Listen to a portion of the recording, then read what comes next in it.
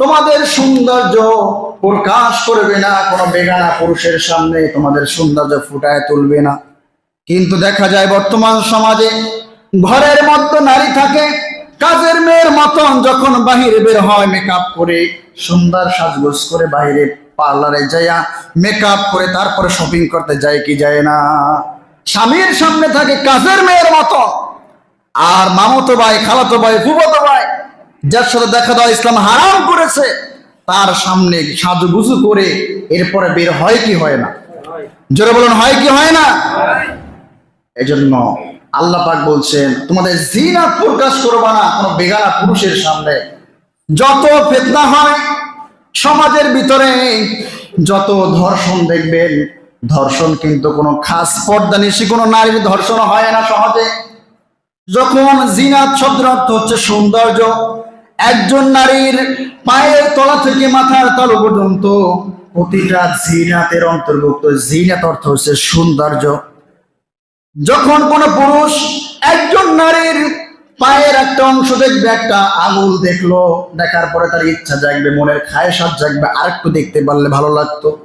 এটা পুরুষ আর নারীর ভিতরে আল্লাহ পাকের সম্পর্ক দিয়ে দিয়েছেন, ঠিক কিনা বলেন? যখন নারী হাতে পায়ে মোজা দিয়ে সমস্ত শরীর বডিটা ভালোভাবে দেখে নিবে, তখন কোনো খারাপ দুশ্চরিত্র বাজে পোলাপানের নজরে ওই নারীর দিকে যাবে না। কারণ যখন আপনার মেয়ে, আপনার মা, আপনার বোন খাস পর্দা করে রাস্তায় বের হবে, তখন দুষ্ট প্রকৃতির মানুষগুলো তাদের দিকে খারাপ দৃষ্টিতে তাকাতে পারবে। আর যদি এমন ভাবে বের হয় শরীরের অঙ্গ প্রত্যঙ্গ দেখা যায়, এমন পোশাক পরেছে যেই পোশাকটা শরীরের অঙ্গ প্রত্যঙ্গ দেখা যায়, এমন পোশাক আছে না নাই? ড্রেস পরে হাত থাকে একদম খোলা, অর্ধেক ড্রেস পরে, শাড়ি না মশারি নির্ণয় করা যায় না, আছে না নাই? এমন পোশাক পরে যখন বের হওয়ার পরে যখন কোনো পুরুষ তার দিকে তাকায়, জিনাত প্রকাশ পেয়ে গেল। জিনাত শব্দের অর্থ হলো সৌন্দর্য প্রকাশ পেয়ে গেল। আর একজন পুরুষ যদি আল্লাহ হয়, কোন নারীর দিকে দৃষ্টি পড়লে তার খায়সাত জাগবে, খারাপ দিকে জাগবে কি জাগবে না? কারণ মানুষ তার স্বভাব ফেরেশতার মতন হবে না, কারণ সে একজন মানুষ। মেয়ে দেখলে তার খায়সাত জাগবে, এটা আল্লাহ পাক প্রদত্ত, বলেন সুবহানাল্লাহ। যখন আপনার মেয়ে, আপনার বোন, আপনার মা, আপনার আত্মীয় খাস পর্দা করে সমাজে বের হবে, তখন ওই সমাজে খারাপ ছেলেগুলো আপনার স্ত্রী, আপনার বোন, আপনার মায়ের দিকে খারাপ দৃষ্টিতে তাকাবে না। আর যখন বিপর্দায় বের হলে ওই সমাজের ছেলেগুলো আপনার পরিবারের দিকে খারাপ দৃষ্টি তাকাবে কি তাকাবে না? অবশ্যই তাকাবে।